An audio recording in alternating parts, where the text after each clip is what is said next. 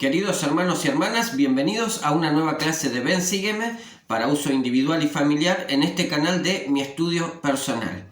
Mi nombre es Nahuel y me siento muy feliz de poder compartir estos momentos con ustedes. Y los invito a que se sientan libres de poder expresar sus comentarios, opiniones o sentimientos en la caja de comentarios. Para esta semana tenemos una clase particular. Empezamos a estudiar el libro de los Corintios y concretamente la asignación de lectura es 1 Corintios capítulo 1 al 7 en el Nuevo Testamento. La semana es la que va del 21 al 27 de agosto y lleva por título esta clase que estéis perfectamente unidos.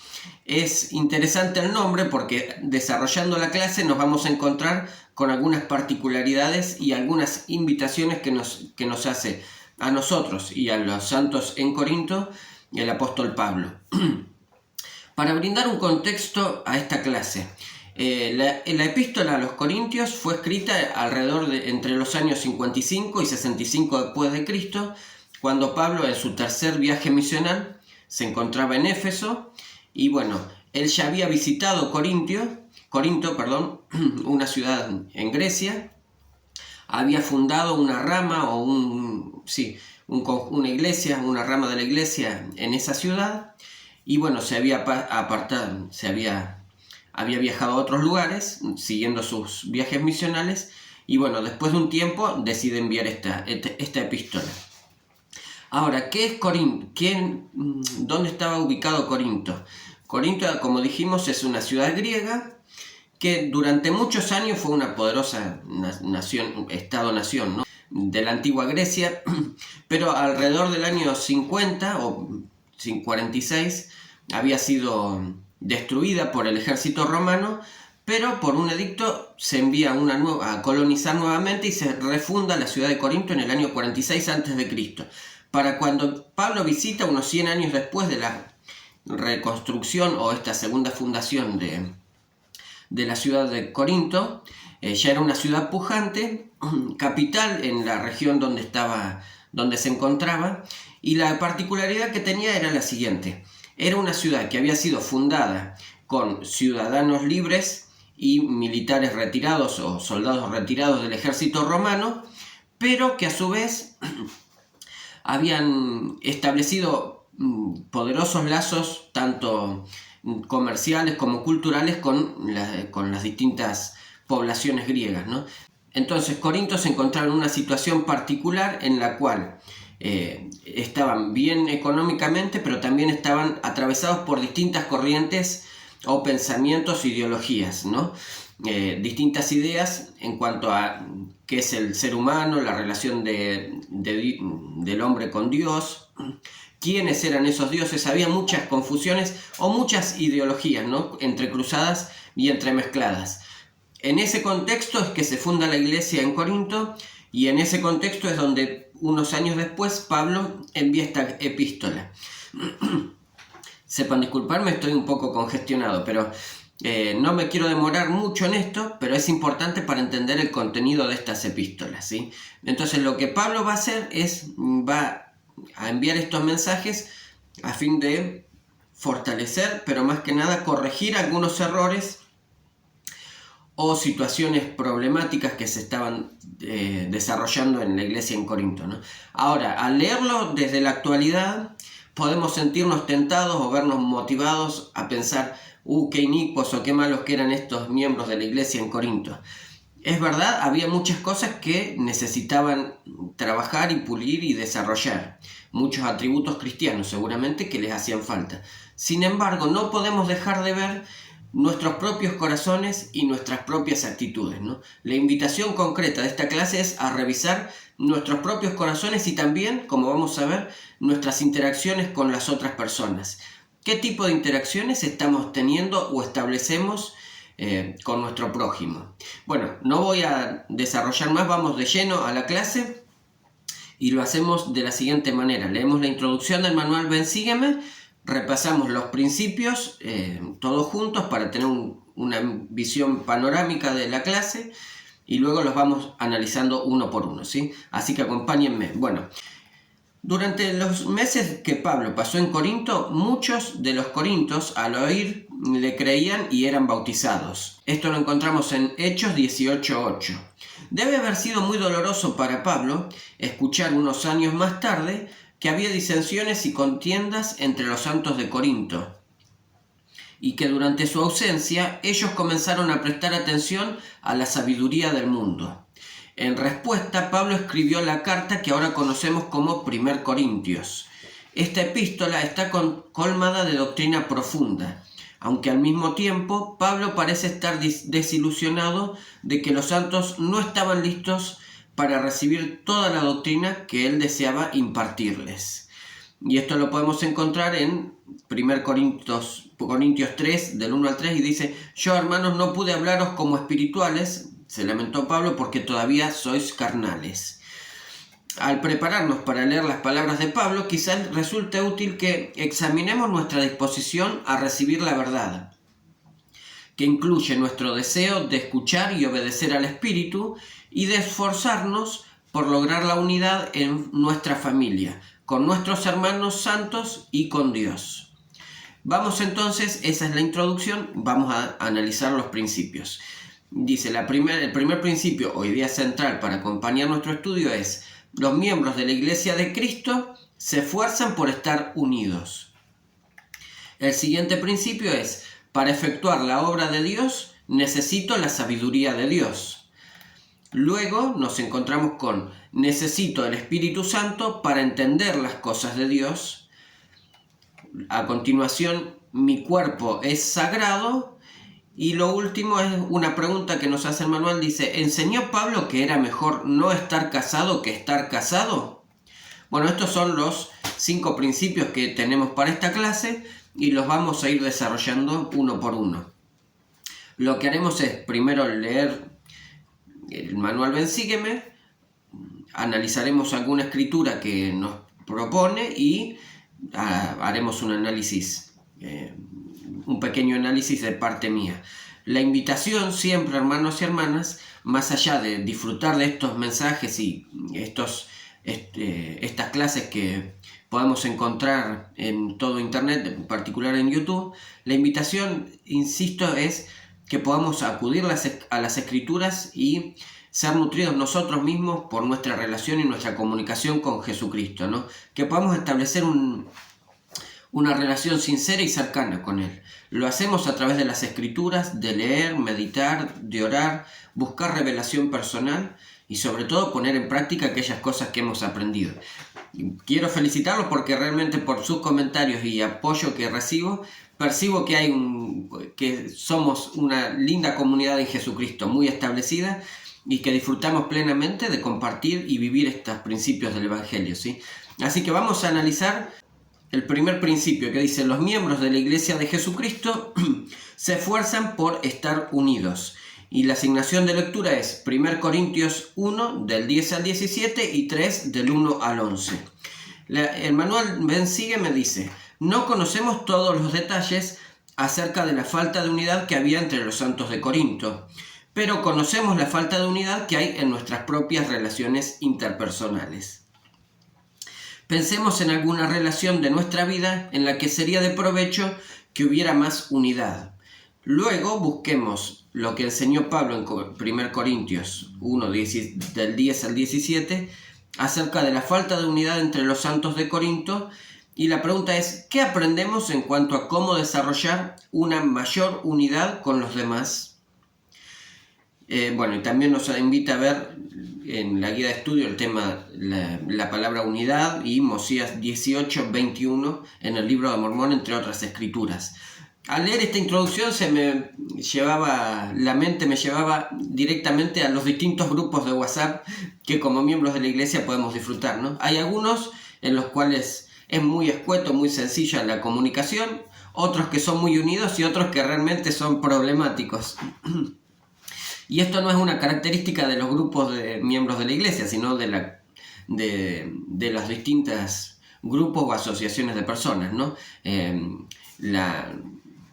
La falta de unidad es algo cotidiano, pero lo que nos enseña o lo que nos insta Pablo es a fortalecer esa unidad en Cristo.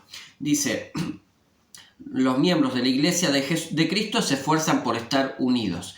Es un esfuerzo, no es algo que nace naturalmente porque tenemos diferencias como seres humanos, pero la invitación siempre es a esforzarnos por estar unidos. Y vamos a analizar lo que nos dice muy brevemente algunos versículos en 1 Corintios 3 del 1 al 11, y donde Pablo habla a esta iglesia, ¿no? A esta rama. Dice: de manera que yo, hermanos, no pude hablaros como espirituales, sino como a carnales, como a niños en Cristo. Os di a beber leche y no alimento sólido, porque no eras capaces, ni aún lo sois ahora, porque todavía sois carnales. Pues habiendo entre vosotros celos y contiendas y disensiones, ¿no sois carnales y andáis como hombres? Bueno, esto es una de las reflexiones o la invitación que les hace Pablo a los corintios y nos hace a nosotros a repensar en esto, ¿no? ¿Cuál es el tipo de interacciones que tenemos con otras personas? ¿Realmente nos esforzamos por edificar la unidad dentro de la iglesia? ¿O simplemente estamos buscando sacar ventaja, provecho, ridiculizar, poner en entredicho distintas actitudes o posturas de las personas? La invitación, hermanos, es a que seamos uno en Cristo Jesús. Esto lo podemos lograr, pero simplemente si hacemos un esfuerzo por ello, ¿no? No es algo, como dije, que nos venga de manera natural. En Mosías 18 dice lo siguiente: y les mandó que no hubiera contenciones entre unos y otros, sino que fijasen su vista hacia adelante, con una sola mira, teniendo una fe y un bautismo, teniendo entrelazados sus corazones con unidad y amor el uno para con el otro. Esta es la verdadera dimensión de la Iglesia de Jesucristo, teniendo entrelazados nuestros corazones en unidad y amor el uno para con el otro. En la medida en que nos esforcemos para que realmente podamos amar a nuestro prójimo como a nosotros mismos, o como nos enseñó el Salvador, como yo os he amado, ¿no? Como el propio Salvador nos amó, realmente estaremos edificando la Iglesia de Cristo sobre la tierra y podremos ser merecedores de las bendiciones de una vida espiritual, de una vida centrada en Cristo. Todos nuestros hechos y nuestros pensamientos van a estar volcados a edificar su reino y seremos bendecidos por ello, ¿no? El siguiente principio es: para efectuar la obra de Dios necesito la sabiduría de Dios. Y es interesante. Vamos a leer el manual, ven, sígueme. Si bien es bueno procurar la sabiduría donde podamos hallarlo y se nos alienta a hacerlo, Pablo dio algunas amonestaciones en palabras muy severas acerca de la imperfecta sabiduría humana que él llamó la sabiduría del mundo. A medida que leamos 1 Corintios 1 del 17 al 25, meditemos en lo que puede significar esta frase. ¿Qué piensa que quiso decir Pablo con la sabiduría de Dios? ¿Por qué necesitamos la sabiduría de Dios para llevar a cabo la obra de Dios? Al hacer el esfuerzo por cumplir con nuestras responsabilidades para llevar a cabo la obra de Dios, ¿alguna vez hemos experimentado mucho temor y temblor como sintió Pablo cuando enseñaba a los santos en Corintio? ¿Qué encontramos en 1 Corintios 2 del 1 al 5 que le infunda valor? Consideremos cómo podríamos demostrar que confiamos más en el poder de Dios que en la sabiduría de los hombres. Y nos vamos a centrar en 1 Corintios 2, versículos del 1 al 5, que dice lo siguiente. Así que, hermanos, cuando fui a vosotros para anunciaros el testimonio de Dios, no fui con excelencias de palabras o de sabiduría, pues me propuse no saber entre vosotros cosa alguna, sino a Jesucristo y a éste crucificado. Y estuve entre vosotros con debilidad, y mucho temor y temblor. Y ni mi palabra ni mi predicación fueron con palabras persuasivas de humana sabiduría, sino con demostración del Espíritu y de poder, para que vuestra fe no estuviese fundada en la sabiduría de hombres, sino en el poder de Dios. Entonces Pablo, cuando fue a los Corintios, no fue con el cartel de fariseo o de, como habíamos visto en clases anteriores, erudito de las escrituras, un sabio entre los judíos. No. Abandonó todas esas cosas y se propuso como meta únicamente hablar y testificar acerca de Jesucristo y de su misión como el Hijo de Dios. Ahora se encontró con un pueblo, como habíamos dicho al principio, versado en distintas doctrinas, teorías e ideologías, y a pesar de poder discutir a la manera de los hombres con ellos, él lo que buscó fue hablar de la sabiduría que viene por el poder de la sabiduría de Dios. Concretamente, como dice aquí, ni mi palabra, en el versículo 4 estoy, ni mi palabra ni mi predicación fueron con palabras persuasivas de humana sabiduría, sino con demostración del Espíritu y de poder. Y nos dice el porqué, dice, para que vuestra fe no estuviese fundada en la sabiduría de los hombres, sino en el poder de Dios. Hermanos, para efectuar la obra de Dios necesito la sabiduría de Dios. Las cosas de Dios se llevan a cabo a la manera de Dios. Las cosas del mundo se llevan a cabo de acuerdo con la sabiduría del mundo. Esto es una invitación personal, ¿no? Que podamos buscar la sabiduría a la manera de Dios. Es bueno nutrirse, informarse, estudiar, profundizar en las doctrinas de los hombres. Al fin y al cabo, la ciencia y los nuevos descubrimientos siempre son un apoyo, algo que nos permite estar en este mundo, vivir y obtener ciertos beneficios del mundo.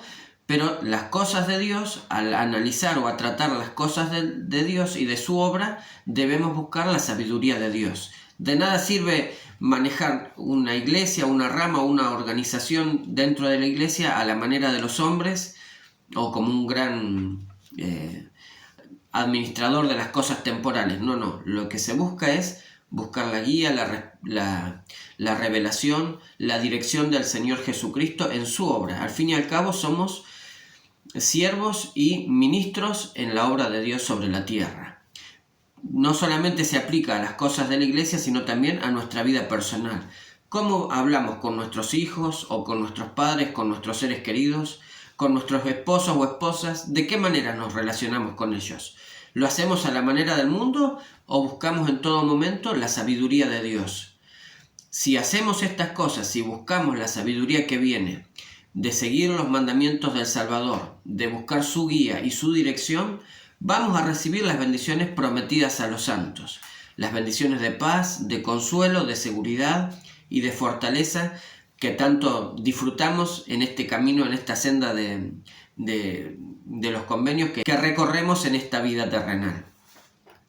Pasemos al siguiente principio, y que dice, necesito, va muy a tono con el anterior, ¿no? Hablábamos de la sabiduría de Dios y ahora necesito el Espíritu Santo para entender las cosas de Dios. Para hacer la obra de Dios necesitamos la sabiduría de Dios. Y para tener esa sabiduría o para entender las cosas de Dios necesitamos el don del Espíritu Santo. El manual nos enseña lo siguiente. Si deseara aprender más sobre algo como mecánica automotriz o arquitectura medieval, ¿qué haríamos? De acuerdo con 1 Corintios 2, del 9 al 16, ¿en qué sentido es diferente aprender las cosas de Dios que aprender las cosas del hombre? ¿Por qué necesitamos tener el Espíritu Santo para poder entender las cosas de Dios? Luego de leer estos versículos, ¿qué creemos que debemos hacer para entender las cosas espirituales más plenamente? ¿Cómo pueden ayudar las palabras de Pablo a alguien que está luchando con su testimonio? Vamos a analizar lo que nos enseña el apóstol Pablo, porque es importante para comprender mejor este principio. En 1 Corintios 2, del 9 al 16, dice lo siguiente. Antes bien, como está escrito, cosas que ojo no vio ni oído oyó, ni han subido al corazón del hombre, son las que Dios ha preparado para aquellos que le aman. Pero Dios nos las reveló a nosotros por el Espíritu, porque el Espíritu todo lo escudriña, aún lo profundo de Dios. Porque ¿quién de los hombres sabe las cosas del hombre, sino el Espíritu del hombre que está en él? Así, tampoco nadie conoció las cosas de Dios, sino el Espíritu de Dios. Y nosotros no hemos recibido el Espíritu del mundo, sino el Espíritu que es de Dios, para que sepamos lo que Dios nos ha dado. Lo cual también hablamos no con palabras enseñadas por humana sabiduría, sino con las enseñadas por el Espíritu, acomodando lo espiritual a lo espiritual. Pero el hombre natural no percibe las cosas que son del Espíritu de Dios, porque para él son locura. Y no las puede entender, porque se han de discernir espiritualmente. En cambio, el hombre y la mujer espiritual juzga todas las cosas, pero él no es juzgado por nadie. Porque ¿quién conoció la mente del Señor? ¿Quién le instruirá? Mas nosotros tenemos la mente de Cristo. Entonces, me encanta esa última palabra, esta última oración, ¿no? Mas nosotros tenemos la mente de Cristo. Para conocer, para entender las cosas a la manera del Señor, necesitamos el don del Espíritu Santo. Necesitamos de su compañía.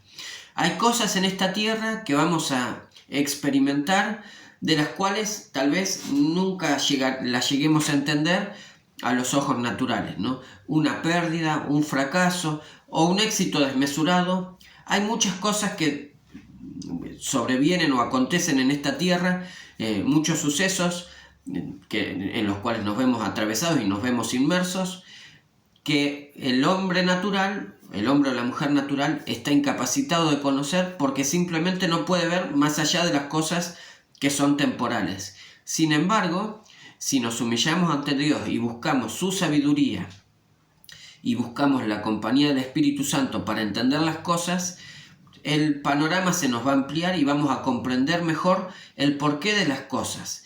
Por qué las cosas que nos pasan en esta vida, o las ausencias o las ventajas que recibimos, todo tiene un sentido, y ese sentido se lo da el plan de nuestro Padre Celestial, que lo podemos conocer y comprender únicamente gracias al don del Espíritu Santo. Hermanos y hermanas, yo sé que para entender las cosas del mundo necesito estudiar y comprender las cosas del mundo, las cosas de los hombres. Sin embargo, todos sabemos que para conocer las cosas de Dios necesitamos el maravilloso don del Espíritu Santo, que nos enseña y nos testifica de aquellas cosas que son verdaderas, aquellas cosas que nos ayudarán algún día a volver a la presencia de nuestro Padre Celestial. El siguiente principio es muy conocido y es algo que se ha hablado mucho, y es: mi cuerpo es sagrado. La asignación de lectura es 1 Corintios 6, del 13 al 20, y dice el manual lo siguiente: la mayoría de las personas en Corinto pensaban que la inmoralidad sexual era aceptable y que nuestros cuerpos fueron hechos principalmente para sentir placer. En otras palabras, Corinto no era diferente del mundo actual. ¿Qué enseñó Pablo en 1 Corintios 6, del 13 al 20, que podría ayudarnos para explicar a otras personas por qué deseamos llevar una vida casta? Y vamos a leer en 1 Corintios 6, 2 versículos para profundizar en este principio. Y son muy conocidos, pero bueno, vamos a leerlos. Versículo 18 dice: huid de la fornicación. Cualquier otro pecado que el hombre o la mujer cometa está fuera del cuerpo, pero el que fornica contra su propio cuerpo peca. ¿O no sabéis que vuestro cuerpo es el templo del Espíritu Santo que está en vosotros, el que tenéis de Dios, y que no sois vuestros, porque habéis sido comprados por precio? Glorificad pues a Dios en vuestro cuerpo y en vuestro espíritu, los cuales son de Dios. Y nos hace referencia a cómo el Salvador Jesucristo pagó el precio de nuestros pecados, ¿no? Hermanos y hermanas, la pureza sexual es un asunto importante y sagrado. Los divinos poderes de la procreación están reservados para fortalecer el matrimonio, edificar a los santos y también para traer a los hijos espirituales de nuestro Padre Celestial a la tierra. Eso es un don y un privilegio que tenemos como hijos de nuestro Padre Celestial, todo el género humano. Sin embargo, si dejamos que esos poderes gobiernen nuestro ánimo o nuestro pensamiento, nuestra intención, dejamos de prestar atención a las cosas del Espíritu y dejamos de cumplir con el divino propósito de la vida, que es prepararnos para volver algún día a la presencia de Dios. Debemos fortalecernos, debemos hacer un esfuerzo sincero y personal y privado por acercarnos a Dios. Debemos esforzarnos por lograr que nuestro espíritu pueda gobernar a nuestro cuerpo natural. Y en la medida en que logramos esa fortaleza y nos convertimos en seres espirituales, podremos disfrutar de las más excelentes bendiciones para las cuales han sido establecidas las cosas de esta tierra. Este cuerpo lo hemos recibido para algún día volver a la presencia de nuestro Padre Celestial y ser semejantes a Él. Pero como dicen Doctrina y Convenios, aquellos que sean exaltados vencerán todas las cosas. Y muchas veces el pecado sexual, que es desagradable a la vista de Dios, es algo que nos aqueja, ¿no? No solamente el cometer pecados como la fornicación o el adulterio. Muchas veces el pensar mal, el tener malos pensamientos o consumir material inapropiado o nuestro vocabulario vulgar, todas estas cosas nos alejan de Dios, nos alejan del Espíritu Santo. Pero como hijos de Dios, como hijos e hijas de nuestro Padre Celestial, tenemos la promesa de que si nos esforzamos y buscamos la ayuda tanto de nuestro Padre Celestial como de profesionales o de nuestros líderes en caso de que sea necesario, algún día podremos ser sanados de nuestros pecados, nuestras debilidades, y como dice el apóstol Pablo, podremos glorificar a Dios en vuestro cuerpo y en nuestro espíritu, los cuales son de Dios. Tenemos la promesa, hermanos y hermanas, de algún día volver a la presencia de Dios en este cuerpo físico, el cual será glorificado gracias a la infinita expiación del Salvador Jesucristo. Esta ha sido una clase maravillosa realmente, y aprovechemos esta semana para poder profundizar, estudiarla, detenernos en cada una de las escrituras, tomar notas si es necesario, volver a este video si nos ayuda y bueno, prepararnos para el domingo, ¿no? El último principio de esta clase es: ¿enseñó Pablo que era mejor no estar casado que estar casado? Bueno, vamos a analizar algunas escrituras y concretamente lo que nos enseña el manual Ven Sígueme, porque esta parte de 1 Corintios se presta a confusión para algunas personas, ¿no? Me recuerdo en la misión cuando había compañeros que estaban un poco confundidos con respecto a esto. Y dice lo siguiente: varios versículos de 1 Corintios 7 parecen sugerir que, aun cuando el matrimonio es aceptable, sería preferible permanecer soltero y abstenerse completamente de las relaciones sexuales. Sin embargo, la traducción de José Smith de 1 Corintios 7 del 29 al 33 nos ayuda a entender que Pablo se refería a los que habían sido llamados como misioneros de tiempo completo, al señalar que ellos podrían estar en mejor condición de servir a Dios si permanecían solteros durante su misión.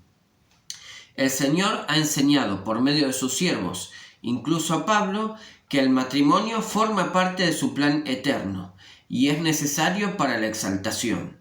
Entonces vamos a analizar lo que nos enseñó el profeta José Smith y luego haremos un análisis o reflexión.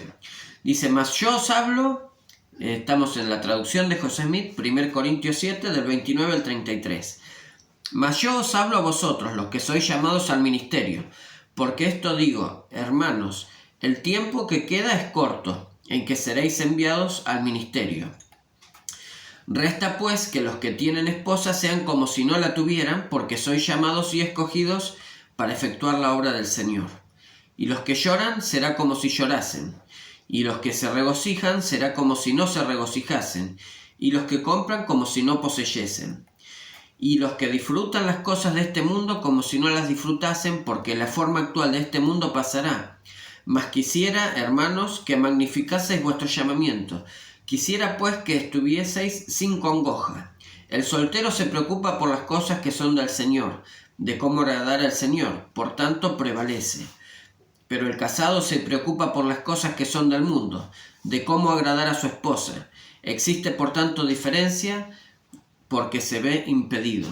Aquí entonces las palabras de José Smith aclaran o amplían lo que nos enseñó Pablo en la epístola a los Corintios y nos dejan clara la situación, ¿no? No es el estado ideal la soltería o el estar solo y simplemente vivir la ley de castidad.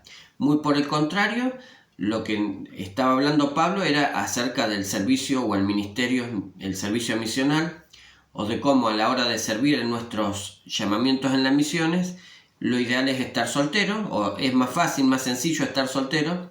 Por eso también se destinan los misioneros jóvenes y antes de haber hecho los convenios matrimoniales, lo que no quita que aún los matrimonios puedan servir en sus misiones, ¿no? Pero hay que reconocer que hay un tiempo para cada cosa, ¿no? El tiempo de servir en nuestros llamamientos misionales es un tiempo en el cual debemos estar consagrados 100% a ese llamamiento. Entonces es más difícil, es más complejo si tenemos la responsabilidad de mantener a nuestras familias, enseñar a nuestros hijos o hijas, velar por nuestros esposos o nuestros seres queridos. Entonces a cada cosa darle la debida responsabilidad en el debido tiempo. El orden establecido por nuestro Padre Celestial y Jesucristo y sus apóstoles y profetas es el sagrado matrimonio. El matrimonio entre el hombre y la mujer, sellados en el santo templo, disfrutando y cumpliendo las distintas bendiciones y responsabilidades que corresponden a ese orden elevado del matrimonio. Y entonces, para cerrar, vamos a leer Doctrina y Convenio 131, del 1 al 4, que nos amplía un poquito más este principio, que dice: en la gloria celestial hay 3 cielos o grados, y para alcanzar el más alto, el hombre o la mujer tienen que entrar en este orden del sacerdocio, es decir, en el nuevo y sempiterno convenio del matrimonio. Y si no lo hace, no puede alcanzarlo. Podrá entrar en otro, pero ese es el límite de su reino y no puede tener aumento. Hay una realidad, hermanos y hermanas, hoy por hoy en la iglesia hay muchos hermanos y hermanas que están solos por distintos motivos en su vida, ¿no? Por elección, por situaciones externas. Bueno, sobre eso no es el motivo de este video juzgar ni nada por el estilo, sino simplemente fortalecer. Si nos estamos esforzando por guardar los mandamientos del Señor, si estamos buscando constantemente su guía y dirección en nuestra vida, el Señor obrará los milagros y hará las cosas que sean necesarias para que cada uno de nosotros podamos recibir las bendiciones reservadas para los justos. Hemos sido enviados a esta tierra en este tiempo por un propósito especial. Somos los santos de los últimos días. Somos las personas que tenemos una misión sobre la tierra, y es preparar un pueblo justo que esté dispuesto a servir al Señor y recibirlo cuando venga en su segunda venida, en su gloriosa segunda venida. En este proceso estamos como santos y como iglesia de Jesucristo, preparando la tierra para la segunda venida del Salvador. Y en la medida en que nos purifiquemos, nos santifiquemos y podamos lograr entrelazar nuestros corazones unos con otros, como vimos al principio, estaremos llevando a cabo la obra de Dios sobre la tierra. Y lo comparto en el nombre de Jesucristo. Amén.